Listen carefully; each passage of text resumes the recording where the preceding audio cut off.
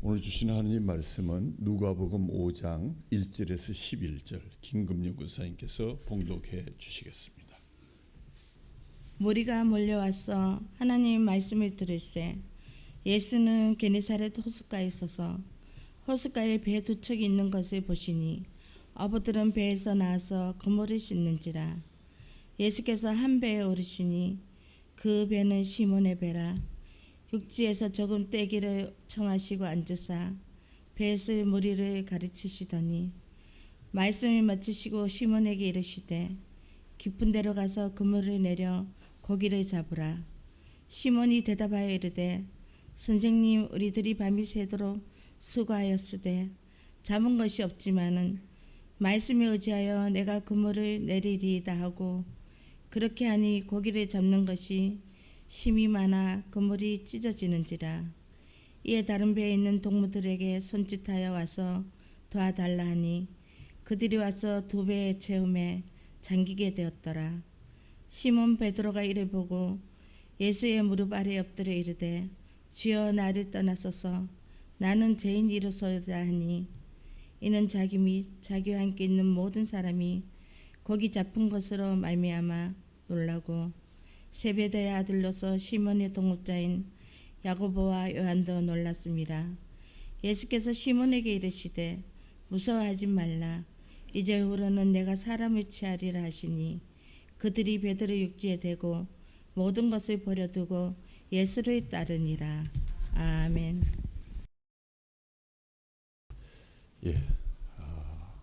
한 주간도 평안하셨습니까? 주현절 후 세 번째 주일입니다.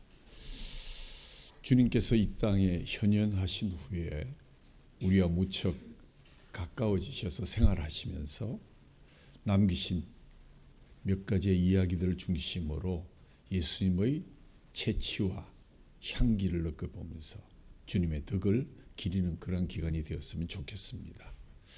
지난 주일에는 혼인잔치에서 맹물을 참 좋은 포도주로 만들어 주셨던, 그래서 작은 마을에 큰 기쁨이 계속 이어지도록 하신 따뜻한 예수님에 관한 이야기를 들었습니다. 아직 공식적인 석상에 나타나기 전임에도 불구하고 그분은 수줍은 듯, 그러나 우리를 사랑하는 마음으로 우리의 필요를 조용히 채워주셨습니다. 미국의 석유 왕이었던 록펠러 이야기 너무나 잘 알려져 있습니다. 그가 젊은 시절에 광산업에 손을 댔다가 큰 실패를 경험하고 깊은 좌절을 맛보게 되었습니다. 친구에게서 금광 하나를 인수를 받았는데 알고 보니까 폐광에 가까운 사기를 당한 것입니다. 이미 캐내갈 금은 다 캐내갔고 찌꺼기만 남았는데, 폐광이나 다름없었던 그곳에서 은행에서 계속 빚독촉은 날아오고 광부들은 밀린 임금을 주지 못하니까 폭도로 변해가고 있었습니다. 록펠러는 결심을 했습니다. 광산 속의 깊은 곳, 가장 낮은 곳에 내려가서 그는 그곳에 돗자리를 깔았습니다. 내가 하나님의 응답을 받기 전에는 결코 이 자리를 떠나지 아니하리라. 식음을 전폐하면서 깊은 기도의 자리에 내려갔는데, 그런데 어느 날 깊은 은혜를 받는 하나님의 음성을 듣게 됩니다. 더 깊이 파라. 때가 되면 원하는 것을 얻게 되리라. 인간적인 견지에서 보면 다들 이제 저 사람 실성했구나, 여태껏 나오지 않았는데 더 깊이 금을 판다고 나올 리가 있겠는가. 그러나 그때 록펠러가 유년주일학교 시절에 들었던 이야기, 깊은 데로 가서 그물을 내려 고기를 잡으라 하는 인지하신 예수님의 음성을 듣고, 베드로가 듣고 그 말씀에 의지해서 그물을 내렸을 때 고기를 메운 것이 힘이 많아서 그물이 찢어지는 축복을 받았다는 이 본문을 생각하면서 록펠러는 강부를 독려하며 쉬는 시간마다 그는 계속 무릎을 꿇고 기도했습니다. 한참 파내려가고 있을 때 갑자기 한쪽에서 펑 하면서 금은 물줄기가 치솟기 시작했습니다. 이거 또 사고가 났구나. 그런데 가만히 보니까 흔한 지하수하고는 달랐습니다. 분석해 보니까 석유였습니다. 대유전이 그곳에서 발견되었고 그것이 계기가 되어서 록펠러는 미국의 석유의 왕이 되었습니다. 당대 세계 제일 가는 갑부가 되었습니다. 깊은 곳에서는 이러한 기적이 일어나는 것이다 하는 예화로서 우리에게 들려주었습니다. 지난주일 오후 예배 예수님과 제자들의 만남을 요한복음 2장을 중심으로 메시지를 받았습니다.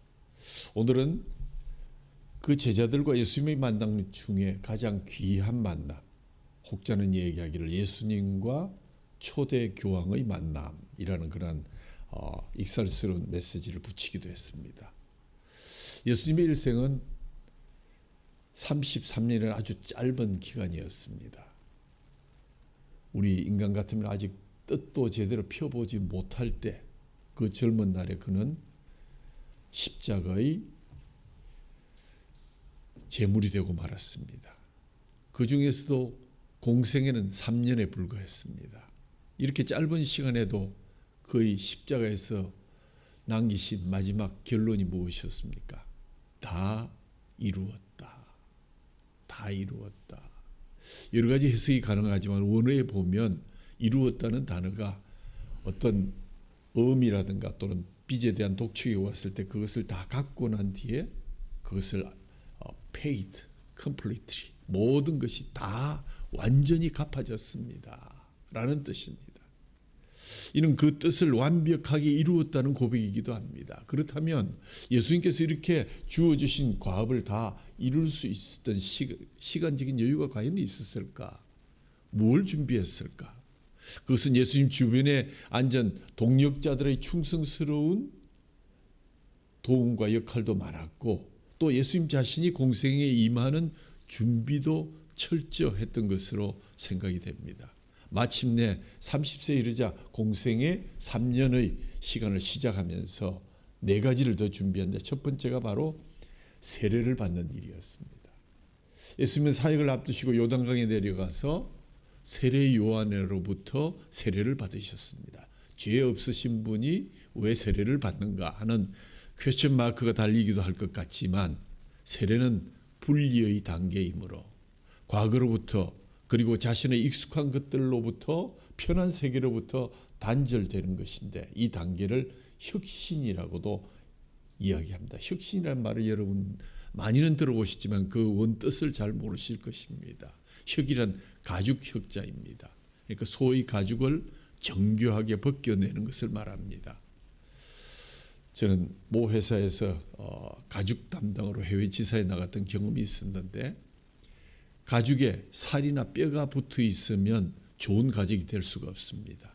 가죽만 정교하게 벗겨가지고 가죽이 부드러워지라고 그것을 막 두드립니다. 이렇게 두드리는 사람을 뭐라 그러느냐? 무두장이 또는 피장이 일본에서는 아주 천민 계급에 속하는 사람들이 그런 일을 하고 있습니다. 그렇게 두텁고 쓸모없던 소가죽을 부드럽게 두드려서 쓸모있게 만드는 것, 그것을 바로 혁신이다. 거기에서 바로 이 혁신이라는 단어가 온 것입니다. 영적인 세계에서 혁신은 세례입니다. 세례는 다 버림. 왜 예수님이 먼저 세례를 받으셨을까? 과거를 분리하고 여러분도 이 세례를 본받아라는 의미에서 죄 없지만 그는 물 세례를 받으셨습니다. 성령 세례도 물론 함께 내려왔습니다. 두 번째는 금식의 단계입니다. 금식은 낡은 자를 소멸시키는 긴 투정의 기간을 말합니다. 우리가 한 끼, 몇 시간 안에 한 끼를 먹어야 되는데 그것을 패스하면서 긴 투쟁의 시간을 보내는 것. 예수님은 세례 다음에 40일 동안 금식을 하셨습니다. 40일 금식은 내 낡은 자아나 타성이나 고정관념을 털어내는 긴 시간을 의미하는데 인간적으로 사실 온전한 40일 금식을 하기가 그리 쉽지 않다고 그럽니다. 저도 경험해보지 못했지만 경험하신 분들은 거의 불가능하다, 힘든 것이다. 그런 말씀들을 하십니다. 이 시간 동안 깊은 묵상에 들어가게 되지요.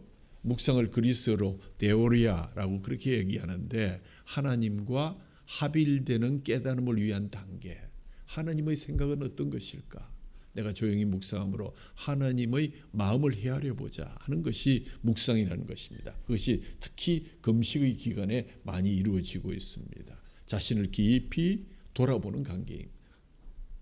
금식은 내 안에 남아있는 묵은 찌꺼기를 고정관념을 묵은 자를 털어내는 하나의 시간입니다. 그래서 예수님은 공생애를 시작하시기 전에 먼저 세례를 받으셨고 40일간의 금식을 하셨습니다.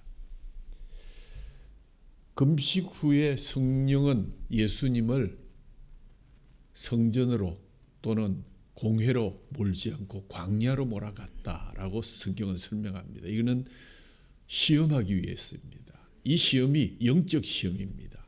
성서에 나오는 인물들은 대부분 이 영적 시험을 거쳤습니다. 여러분이 아시다시피 아브라함도 그랬고요.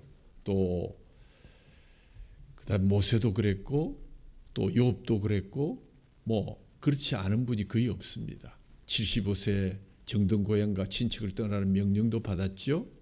하나님이 백세에 준 아들을 마저 바치라는 시험도 있었습니다. 정직하고 아름다웠고 또 동방에서 부자였다고 말하는 의로운 사람 욥도 그렇게 인정받을 정도면 더 복을 주셔야 마땅할 터인데 하나님은 그에게 감당하기 힘든 어려운 영적 시험을 주셨습니다. 그러나 오늘 그의 영적 시험으로 인해서 얼마나 많은 사람들이 위로를 받고 인내를 더하며 고통 속에서도 주님을 바라보고 있습니까? 여러분들께서도 어느 날 복음을 받으시고 회심해서 이 자리에 오시기까지 올 때는 참 많은 것들을 접어주고 또 포기하고 와야 했을 터인데 그렇다면 참 착하다. 복을 주시고 합격도 시켜주시고 건강도 해야 되고 출세도 하고 돈도 벌어야 할 터인데 그러나 우리에게는 많은 영적 시험들이 찾아오고 있는 것이 현실입니다. 예수님도 40일 금식 기도가 끝나자마자 사막으로 불러냄을 받아서 시험을 받았고 당시 사막은 사람이 거주할 수 없는 불가능의 공간이었는데 먹는 것을 초월하고 개인적인 욕망을 포기하고 자신의 영광에 몰입해서는 안 된다는 무거운 시험을 감내하면서 예수님은 그런 과정을 거쳐서 3년의 공생애를 준비하고 시작하셨습니다. 그 다음에 해야 될 일이 무엇일까? 예수님이 지금까지 세례받고 금식하고 영적 시험을 받으면서 준비한 것이 내적인 무장이라고 한다면 그 다음에는 외적인 무장, 어떤 시스템을 갖추고 또 거기에 필요한 사람들을 모으는 일이 필요했으리라고 생각됩니다. 그래서 네 번째로 제자들을 부르셨습니다. 혼자 일하지 않으심을 분명하게 보여주셨습니다. 그분이 일으키는 기적 속에도 우리들을 늘 이용하기를 원하셔서 어떤 무대에서 어떤 액션으로 어떤 것을 할 때 내가 미리 포도주를 준비해 놓으마. 너가 거기서 밤새도록 그물을 던져서 고기 한 마리 못 잡았지만 내가 너희의 상식에 벗어나 깊은 곳에서 물고기를 가득 그 빈 그물을 채워주겠다. 준비하시는 하나님, 예수님을 우리는 발견할 수 있습니다. 그럼 예수님이 일할 그런 비전팀을 구성하려면 어디로 갈까요? 서울로 가야죠. 그러니까 거기서는 예루살렘으로 가야 될 것입니다. 그런데 예수님의 발길은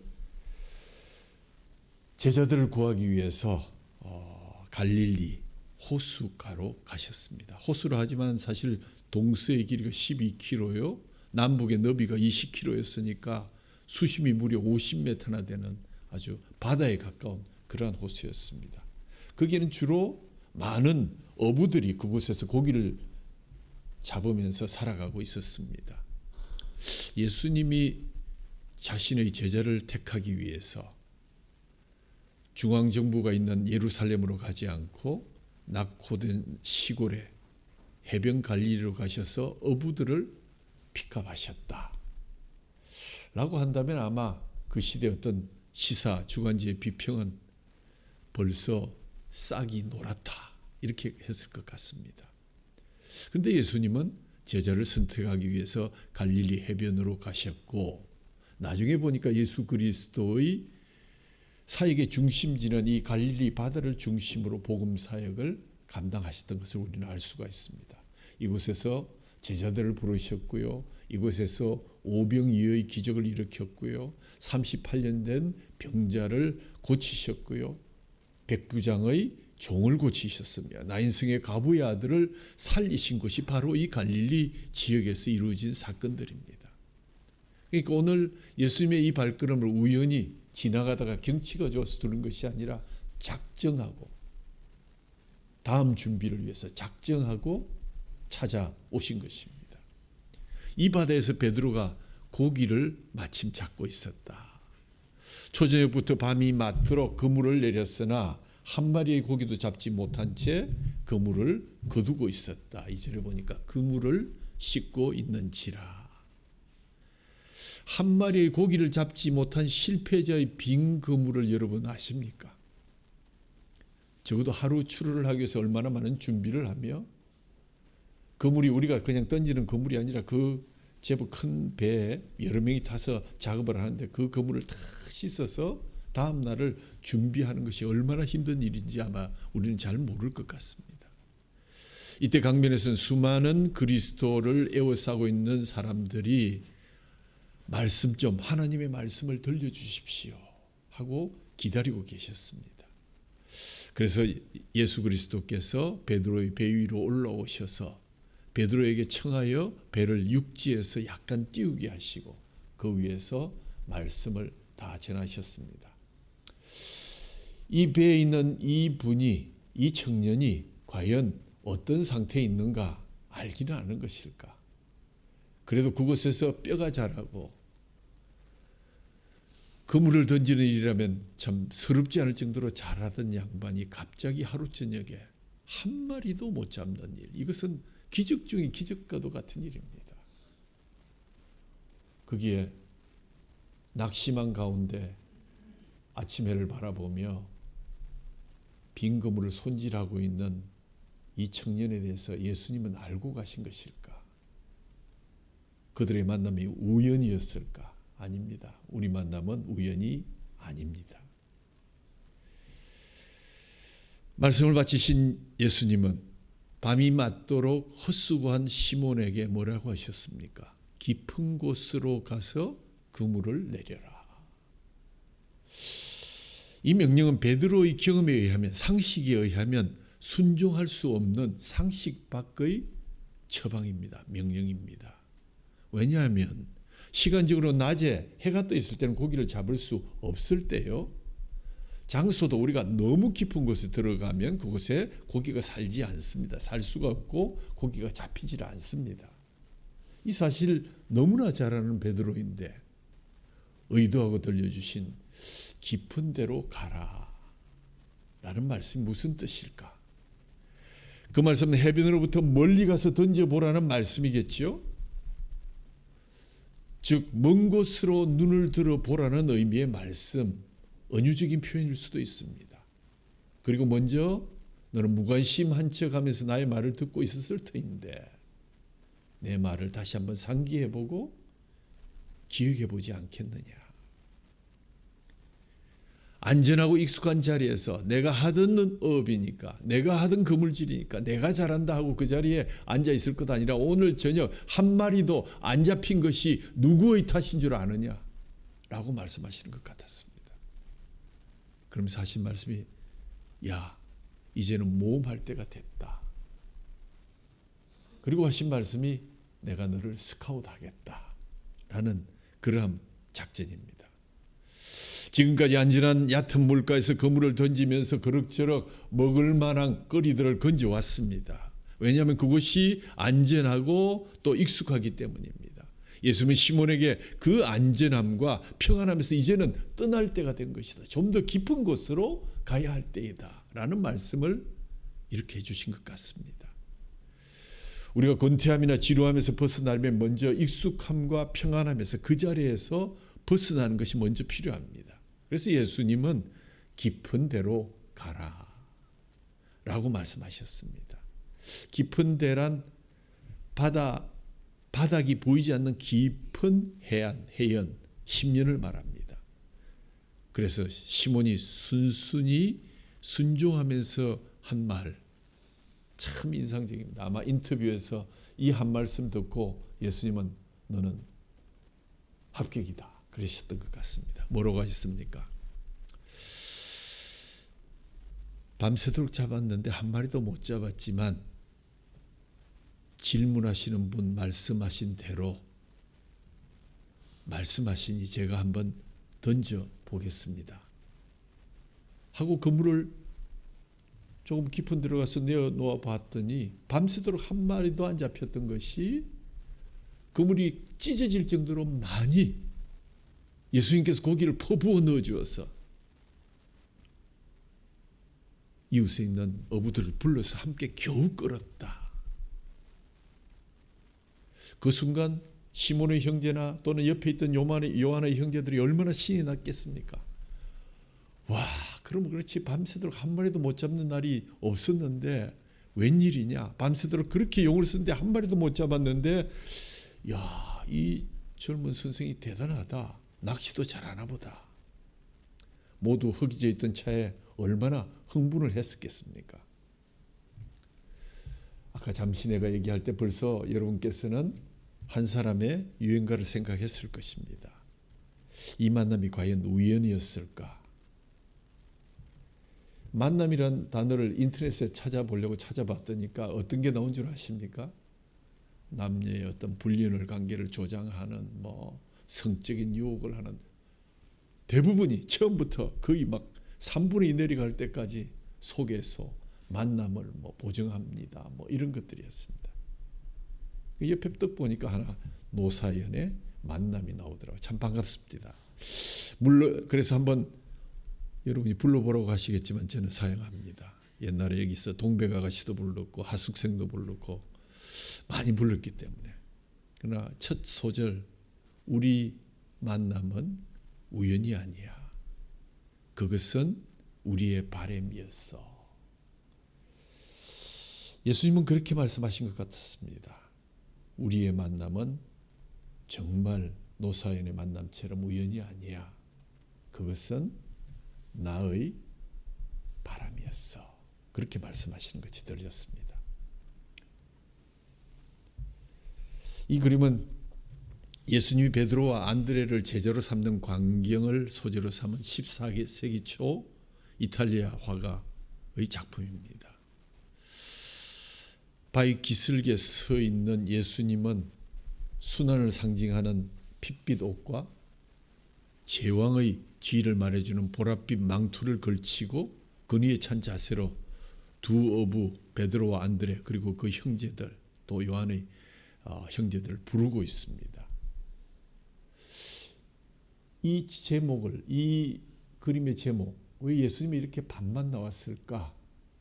그 중앙에 베드로가 왜 저렇게 크게 서 있을까 하는 그런 생각도 하는데 그의 부르심으로 우리가 만났습니다. 좀 긴 제목을 붙이면 어떨까? 그의 부르심으로 우리가 그를 만났습니다. 부르심이라는 단어와 만남이라는 단어는 우리는 정말 만남의 단어에는 익숙해 있지만 그가 불러서 내가 만나게 된 것, 우연이 아닌 것에 대한 그런 경우의 수를 잘 생각하지 못하게 됩니다.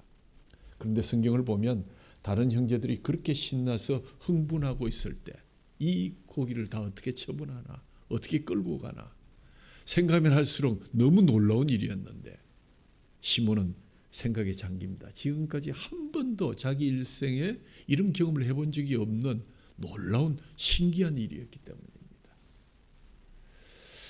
잠깐의 적막이 있은 후에 예수님이 또 이어서 뭐라 그러신가 하면 내 이름은 시몬이 아니고 이제부터는 베드로다 라는 새로운 이름으로 바꾸어 주셨습니다.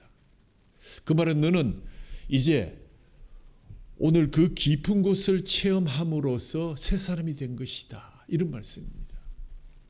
시몬은 과거의 이름입니다. 시몬이라는 이름은 아니라고 익숙하고 얕은 물에서 고기 잡던 생각을 가졌던 사람의 이름이었다면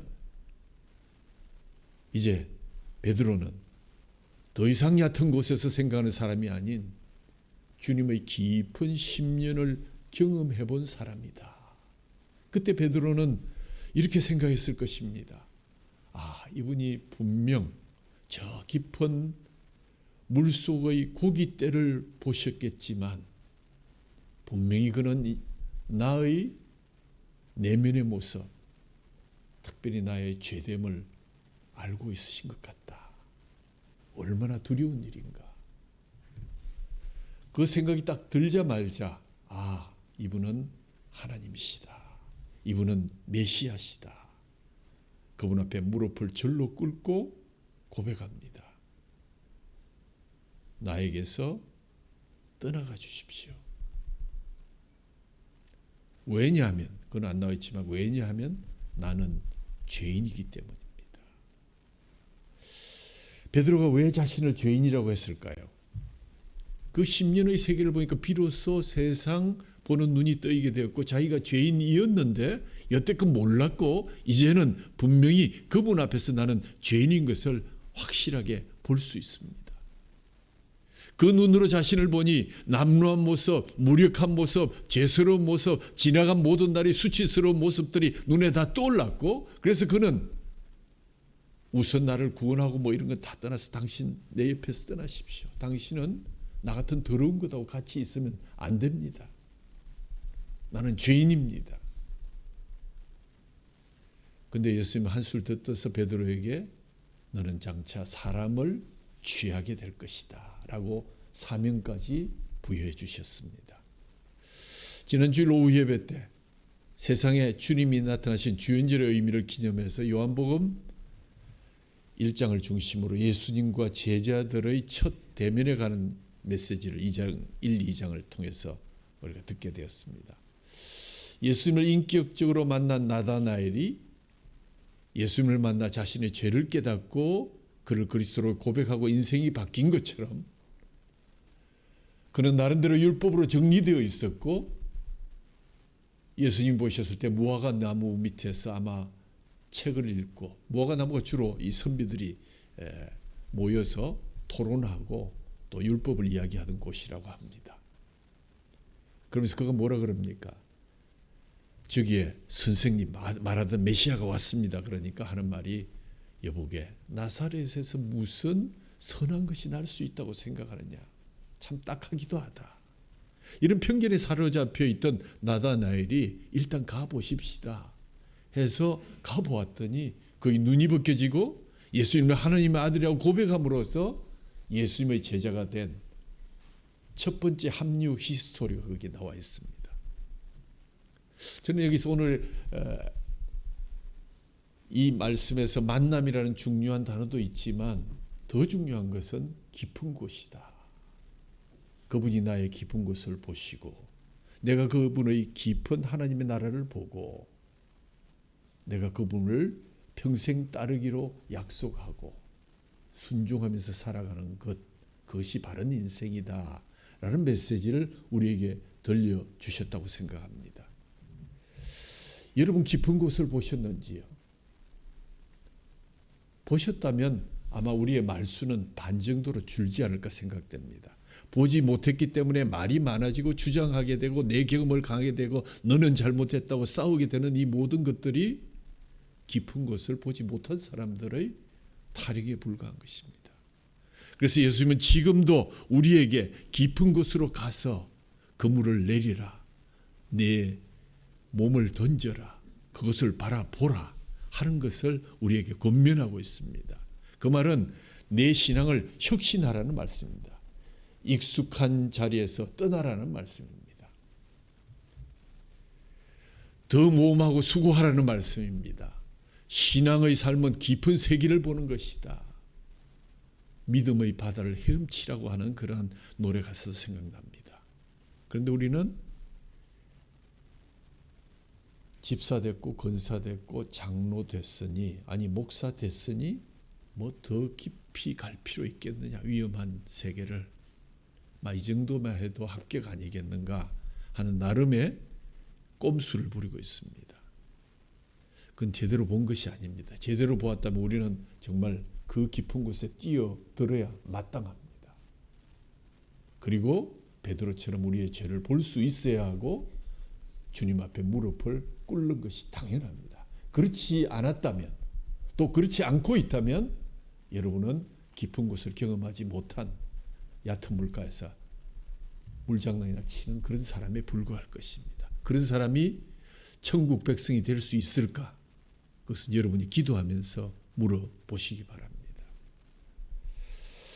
수고하고 모험하려 하지 않고 대충 하려 하고 빨리 하려 하고 급성장만을 강조하고 언제 베드로가 본 저 깊은 곳을 언제 보시려고 그럽니까? 땅을 조금 팠는데 생수가 터져 나오는 법이 있을까요? 우리 삶의 권태가 찾아오고 무료함이 찾아오게 되는 것 혁신하지 않아서 그런 건 아닐까요? 록펠러가 만약 그 중간에서 아이 때려치워라 그냥 뭐 비전빗대라고 내 인생 끝이다 했더라면 그거 과연 록펠러가 될 수 있었을까요? 에벌러가 고치 속에서 안주하고 있으면 나비가 될 수 없는 것입니다. 나비가 되려면 황골 탈퇴해야 됩니다. 에벌레는 고치 속에서 몸부림을 쳐서 뚫고 자기의 힘으로 뚫고 나와야만이 비로소 나비가 될 자격이 있습니다. 많은 신앙인들이 에벌레 속에 남기를 원하면서 그것이 구원의 티켓인 줄로 착각하고 있습니다. 그래서 쉽게 안주하게 되는 것입니다. 자신이 가진 고치를 뚫고 나와야 다음 코스로 웅비할 수 있고 날 수 있음에도 불구하고 날기를 거부하고 두려워하고 우리라는 교회라는 공동체 속에 뒤에 묻혀서 나는 안 나간다. 나는 이대로 있는 것이 좋다.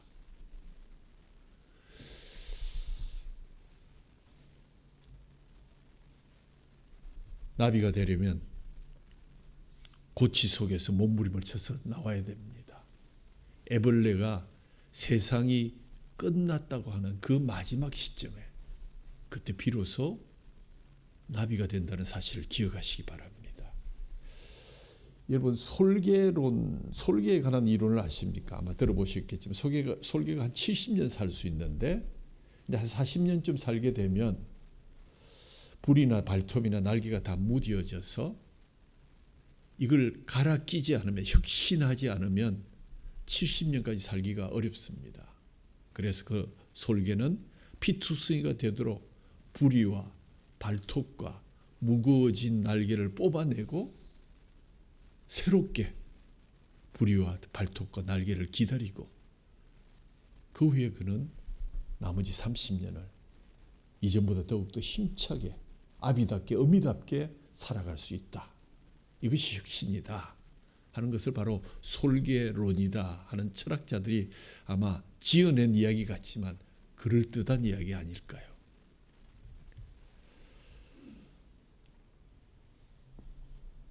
고치 속에 들어있는 에벌레가 나비가 되려면 질긴 고치를 뚫고 나오는 몸부림치는 과정을 겪어야 합니다. 그 모습을 보고 너무 안쓰러워서 어떤 사람이 거기 가위로 구멍을 뚫어 주었는데 나비가 아주 쉽게 나오긴 했지만 그 나비가 날지를 못하고 결국 죽고 말았다. 왜냐하면 애벌레가 나비가 되려면 꼬치에 작은 구멍을 뚫고 나오면서 그 날개에 기름이 묻고 그 안에서 분비하는 그 액체를 묻혀야만이 그것이 말라가면서 이제 날개를 웅비하게 날아갈 수 있다는 것입니다. 또 그것을 먹으면 그것이 마르게 되면 그것이 먹이가 된다는 거죠.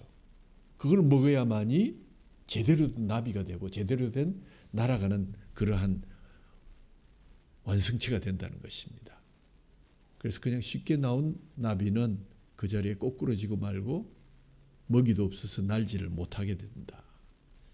우리 주위에 이러한 몸부림을 치는 분들 많이 보죠. 학생들, 젊은이들, 노동자들.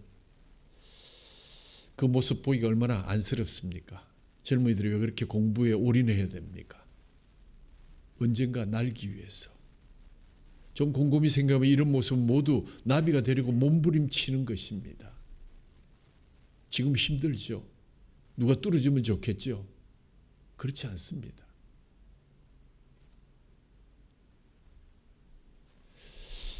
무엇이 되려고 그렇게 몸부림칩니까? 좋은 나비 되어서 좋은 배우자 만나고 좋은 대학 가고 또 좋은 직장 가고 또 일생을 여유 있게 살고 그런 꿈이라면 잠시 아직 나비가 되지 마시고 좀 더 기다리시면서 생각하십시오. 좀 더 깊은 곳을 바라보시기 바랍니다. 그것은 미안한 얘기지만 나비가 되려 하는 것이 아니라 애벌레로 안전하게 남기 위한 몸부림과 다름없습니다. 애벌레는 반드시 나비가 되라고 창조해 주신 그러한 벌레입니다. 그것이 혁신이고 사명이고 하나님의 뜻입니다. 여러분을 향한 하나님의 뜻이 무엇입니까? 나비가 되는 것입니다. 이 나비는 세상에서 폼 잡고 뭐 잘생긴 거 자랑하는 그런 것이 아니라 많은 사람들에게 이렇게 해서 나비가 되는 길이 있다는 걸 가르쳐 주면서 그들과 함께 손을 잡고 나비의 나라로 날아갈 수 있는, 천국을 갈 수 있는 그러한 의미가 있는 것입니다. 그러기 위해서 꼬치를 뚫고 나오려고 몸부림을 치는 것 아까운 것 아닙니다. 전심전력을 하되 내가 그저 나비를 가지고 세상에 가서 좀 칭찬받고 살아야지 이 정도가 아니라 하나님이 왜 나를 만드셨는가? 왜 나를 택하셨는가? 왜 나를 애벌레 속에 이렇게 고치 속에 가두어 두셨는가? 늘 생각하면서 깊은 하나님의 바다를 또 깊은 높은 하나님의 하늘을 날아갈 수 있는 준비의 단계다라고 생각하신다면 이제부터 고통도 즐거움이 될 것입니다. 애벌레가 세상이 끝났다고 느낄 때 그때가 바로 나비가 되는 시점이라는 사실을 다시 한번 강조합니다. 내 인생길에 주님을 만나야 깊은 인생을 살 수 있습니다. 기적 중에 가장 큰 기적이 있다면 예수님을 정면으로 만나는 것입니다. 그날 그 새벽에 갈릴리 호숫가에서 베드로뿐만 아니라 수많은 어부들이 있었고 수많은 무리들이 따라왔습니다. 그들도 똑같은 불경기를 만난 자요, 입시를 통과해야 되는 자들이요, 어려운 병석에서 일어나야 되는 자들이었습니다. 오늘날도 수많은 기업, 수많은 사람들이 그날 갈릴리 호숫가에 서 있는 것처럼 서울 장안에 닻을 내리고 뭔가 팔아보려고, 뭔가 뜻을 이루어보려고 동분서주하고 있습니다. 그날 많은 어부들과 베드로와 무리들이 있었지만 다 기적을 만난 것은 아닙니다. 주님을 만나 깊은 곳을 체험한 베드로만이 이 기적의 주인공이 될 수 있었습니다.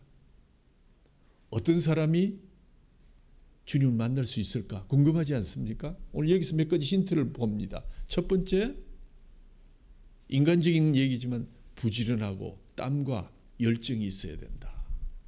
베드로가 밤이 맞도록 수고했지만 한 마리도 고기를 못 잡았는데 야, 밑에 것들 보고 너 정리 좀 다 하고 들어가. 난 기분 나쁘니까 들어가서 잘난다. 그렇지만 그는 포기하지 않았고 부지런히 열심히 다음 날을 위해서 그물을 손질하고 있었습니다. 성경은 게으름을 악이라고 하죠. 악하고 게으른 종아. 이 말씀, 이를 갈며 슬피 울미 있으리라는 말씀을 기억한다면 우리가 게으를 수가 없을 것 같습니다. 두 번째는 빈 그물, 빈 배가 좋은 배경이 될 수 있습니다. 빈 배라고 하는 것은 베드로에게는 실패한 인생의 모습입니다. 한 마리도 잡지 못한 빈 배, 빈 그물, 다 떨어진 포도주, 아무 대책 없는 빈 항아리, 그것이 우리에게 기적을 가져올 수 있는 그런 좋은 기회가 될 수도 있다라는 사실입니다.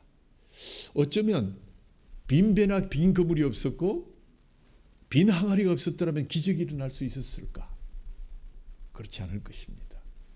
우리가 인생을 살아가면서 내 생에 빈 배, 빈 그물, 빈 항아리가 종종 휘몰아칠 때가 있습니다. 그것 없다면 사람이 아니죠.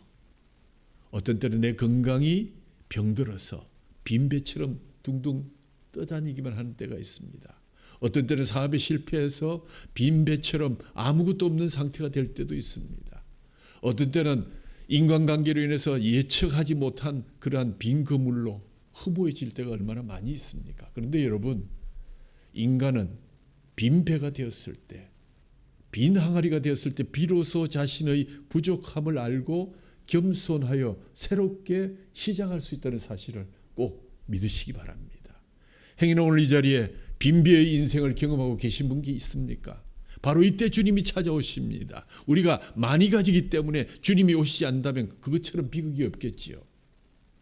빈배의 인생, 빈 항아리의 인생, 겸손해진 인생, 내 생에 완전히 빈 항아리 인생이 되었을 때 주님이 찾아오십니다. 마음이 가난한 자가 하나님을 볼 수 있다고 하시지 않았습니까? 베드로는 자신의 빈배에 주님을 모실 수가 있었고 깊은 곳으로 가서 주님이 준비해 놓은 고기들을 건져올 수 있었습니다. 세 번째, 귀중한 것을 주님께 드릴 때 깊은 신앙의 체험이 일어날 수 있습니다. 본문의 베드로는 자기의 배를 주님께 빌려드렸습니다. 지금 빨리 속된 말로 심하게 하고 빨리 정리하고 들어가야 되는데 이게 무슨 갑자기 또 이런 사람이 와가지고 귀찮은 일을 시키고 있냐 이러지 않았습니다. 그런데 좀 우리가 이 사복음서를 보다 보면 이때 시몬 베드로가 예수님을 만난 적이 있을까? 있다고 하는 복음서도 있고 없다고 하는 복음서 좀 차이가 있습니다. 순서가. 왜냐하면 이 바로 앞에 기사 중에도 시몬의 장모님을 예수님이 낫게 해주신 사건이 나오거든요. 물론 그때 베드로가 거기에 없었을 수도 있습니다. 오늘 이렇게 만나기 위해서 예수님께서 준비 작업을 하셨을 수도 있습니다. 만났든 만나지 않았든 뭐 중요합니까? 지금 내 앞에 주님이 와 계시는데 뭐가 그렇게 중요합니까? 내가 뭐 해야 되겠습니까? 내가 드릴 수 있는 그 귀중한 거 배라도 빌려드려야 되고 나중에는 그 배도 던지고 가족도 던지고 주님을 따라갈 수 있는 결단도 필요한 것입니다. 때로 우리는 주님으로부터 빌려달라는 요구를 받습니다. 왜요? 뭐 우리 구원해 주시려고 또 육신을 빌리려고 하십니다. 건강 주시려고 하나님께 몸바쳐 충성하면 하나님이 여러분의 건강을 책임져 주시기도 합니다. 우리의 재능을 빌리려고 합니다. 물질을 빌리려고 합니다. 왜? 모든 것이 주께로부터 왔으니까.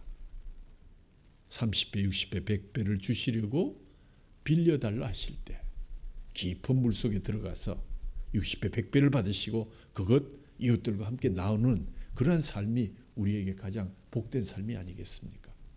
우리가 봉사하고 헌신하는 것 마지 못해서 억지로 하지 마시고 모든 것들을 다시 하나님께 되돌려 받는 축복의 통로임을 믿으시기 바랍니다. 하나님 갚아주실 때 째째하게 너 2마리 줬지 이자 붙여서 3마리 준다 이렇게 하지 않고 만선의 축복으로 갚아주셨다. 누가복음 6장 38절에도 주라 그리하면 너희에게 줄 것이니 곧 후이되어 누르고 흔들어 넘치도록 하여 너희에게 안겨주리라. 너희의 헤아리는 그 헤아림으로 너희도 도로 헤아림을 받을 것이니라. 또 많은 신앙의 길은 세상에서 조금 떨어져야 됩니다. 예수님이 말씀 다 마치시고 나서 좀 더 길을 좀 떨어지라 해서 거기에 올라가서 말씀하시고 난 후에 더 깊은 데로 가라 하신 말씀은 육지는 여기서 세상을 가리키는 것입니다. 세상과 너무 가까이 하면 기적은 없습니다. 5번째로 주님 말씀 잘 들어야 됩니다. 순종이 축복의 통로입니다. 주님은 베드로에게 명령하셨고 베드로는 자기의 상식을 벗어나는 그런 일에도 말씀대로 말씀에 의지해서 그물을 내렸습니다. 이것이 베드로가 축복을 받은 비결입니다. 자, 그렇다면 기적의 이 원동력은 깊은 곳으로 가야 된다 하는 것이 오늘 말씀의 요점이 될 수 있을 것 같습니다. 오직 말씀에 의지하여 깊은 곳에 그물을 내리시는 여러분 되시기를 주님의 이름으로 축원합니다. 경험이 아닌 믿음으로 내리시면 더 좋습니다. 파스칼은 이렇게 얘기했습니다. 신앙은 인간의 이성을 십자가에 못 박는 것이다. 인간의 모든 이성과 생각은 십자가에 못 박아버리고 오직 하나님의 말씀에 의지하는 것이 진정한 신앙이다. 그러기에 신앙은 이성을 초월한 높은 단계임이 분명하다. 깊은 곳은 자신의 죄를 발견하는 곳입니다. 주여 나를 떠나소서 나는 죄인이로소이다. 우리가 죄인됨을 알 때 주님은 그때 우리를 불러 쓰십니다. 왜? 죄인이기 때문에 내가 건져 주었고 내가 죄인 것을 남한테 잘 증언할 수 있고 내가 늘 감사해서 배반하지 않을 것이고 그러니까 머리 잘 굴리면서 출세한 친구들 데려다 놔봐야 2, 3일안 돼서 다 도망갈 것이다. 그래서 주님이 결론적으로 말씀하시기를 뭐라 그러셨습니까? 내가 의인을 부르러 온 것이 아니라 죄인을 부르러 왔다 라고 선언하셨습니다. 베드로가 예수를 만나서 대사도가 되어가지고 아가야 파트리에서 거꾸로 십자가에 못 박혀 순교하는 믿음의 사람이 되기까지 성경에는 5편의 중요한 고백이 나옵니다. 1차 고백, 오늘 우리가 방금 읽었던 주여 나를 떠나소서 나는 죄인입니다. 우리 주님이 말씀하시기를 내가 너를 사람을 낚는 어부가 되게 하리라. 너는 나를 따르라. 즉시 배와 그물을 버리고 예수님을 따라 나셨습니다. 그분이 초대 교황인 베드로입니다. 기독교 역사상 가장 위대한 사도가 되었습니다. 믿음의 사람이 되었습니다. 나는 죄인입니다. 죄인임을 아는 것이 믿음의 시작입니다. 베드로의 2차 고백은요. 요한복음 6장 68절에 영생의 말씀이 계심에 우리가 네게로 가오리까.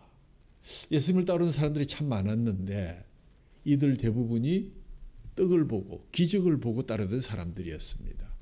그러니까 예수님이 기적을 그치고 일으키지 않으니까 많은 사람들이 떠나버릴 수밖에 없었습니다. 그때 예수님이 묻습니다. 너희도 가지 왜 그러냐? 그 왜 있냐?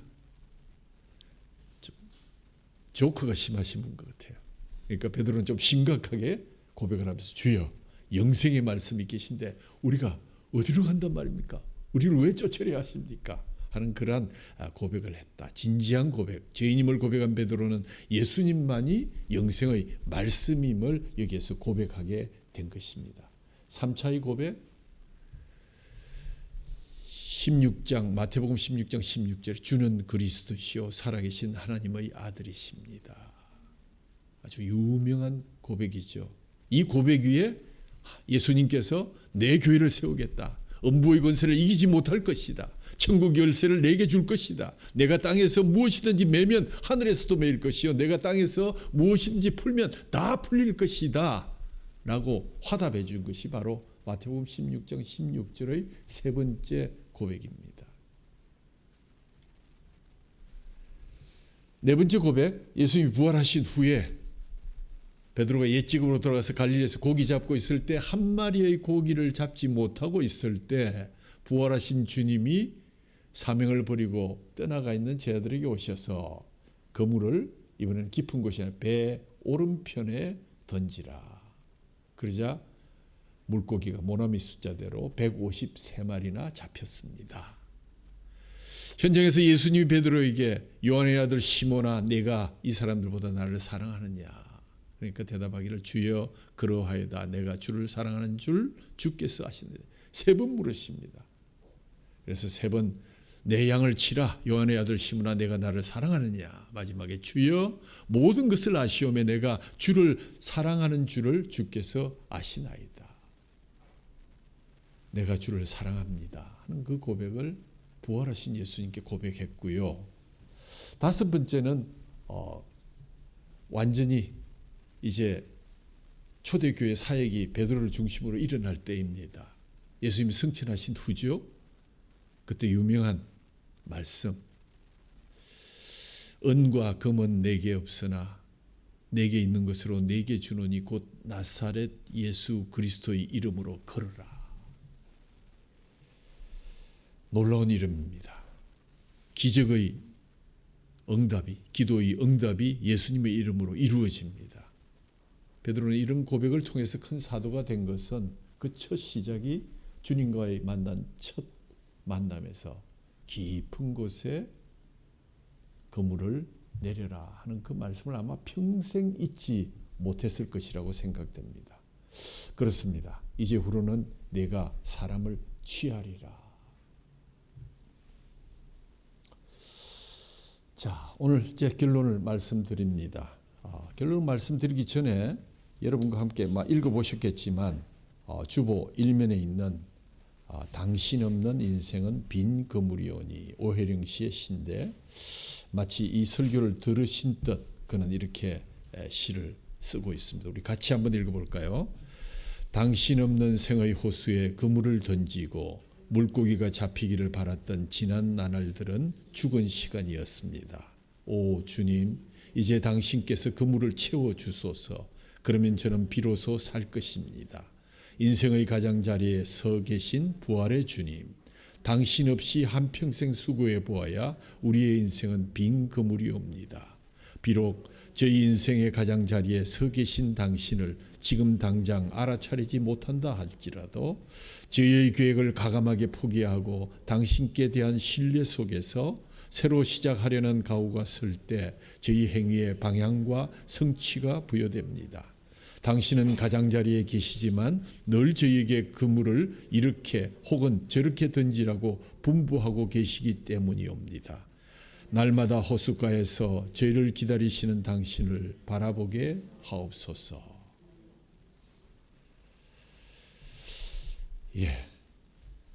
그분의 부르심이 우리의 만남이 되었습니다.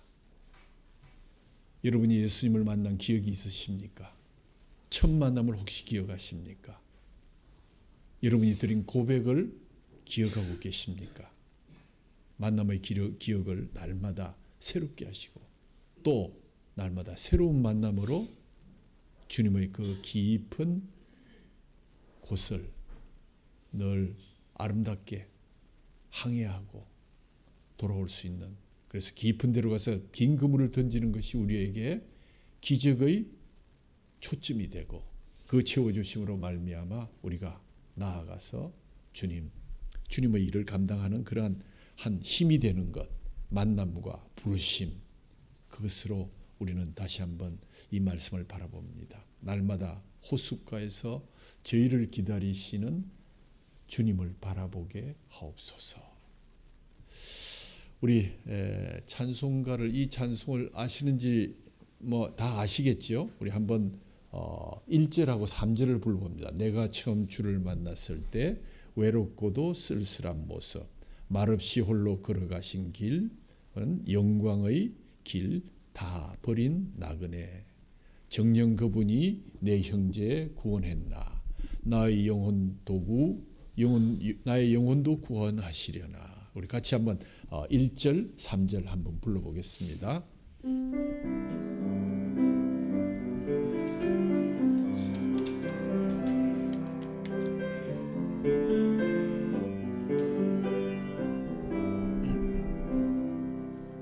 내가 처음 주를 만났을 때 외롭고도 쓸쓸한 모습, 말없이 홀로 걸어가신 길은 영광을 다 버린 나그네, 정녕 그분이 내 형제 구원했나, 나의 영혼도 구원하려나, 의심 많은 도마처럼 물었네. 내가 처음 주를 만난 날, 내가 이제 주를 만남으로 죽음의 길 벗어나려네. 변찮는 은혜와 사랑 베푸시 그분은 구세주. 주 따라 항상 달리라, 십자가 지고 따라가리라.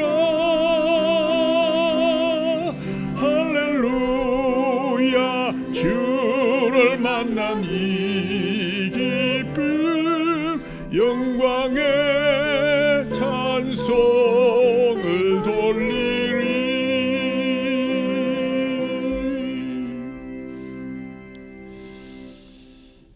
하나님, 당신이 불러주신 그 불러주심으로 인해서 주님과의 만남이 성취되었고 우리의 삶에 때로 기적이 일어나서 우리 삶의 원동력이 되었습니다. 고백하게 하옵소서, 기억하게 하옵소서. 주님 우리를 만나주심이 주님의 은혜요 결코 우연이 아니었음을 확신하게 도와주시고, 하나님 정말 주님이 우리에게 주신 그 놀라운 기억들 증거하고 전하고 기념하고 다짐하는 그러한 삶이 되게 하여 주시옵소서. 우리의 빈 그릇, 우리의 빈 그물, 우리의 빈 배가 바로 주님을 만나는 길이요 주님을 경험하는 길이요 기적의 길임을 다시 한번 기억하고, 예수님과의 만남에서 드렸던 그 고백을 기억해내며 또 그 기억을 지켜내며 기념하는 저희들 영과 진리로 예배하게 하여 주시옵소서. 깊은 데로 가서 그물을 내리라는 주님의 말씀 앞에 순종하며 채워주심을 찬양하며 넘치게 하심을 감사하며 물을 포도주로 변하게 하신 주님을 감사합니다. 오늘도 주께서 주시는 귀한 주님의 살과 피를 저희들이 받습니다. 하나님, 이 모든 것이 우리 삶의 깊은 곳이 되어서 그곳에서 치유의 능력 또 놀라운 화해의 능력이 될 수 있도록 은혜를 더해 주시고, 특별히 연약한 지체들 위해 하나님 이 살과 피가 효험 있게 하여 주옵소서. 우리 주 예수 그리스도 이름으로 감사하며 기도하옵나이다. 아멘.